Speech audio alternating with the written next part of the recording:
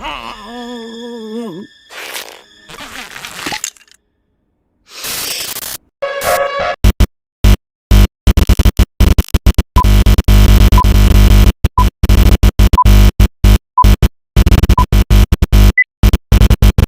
sick.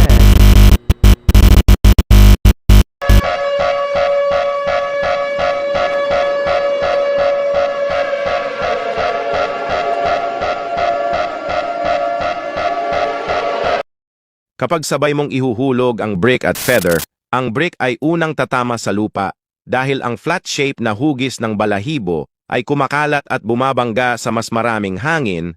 Napakagaan din nito para itulak ang hangin kaya dahan-dahan itong bumagsak. Ngunit ang brick ay mas maraming lugar para sa hangin kaya mas madali itong tumagos sa hangin kaya ito ay unang mahuhulog.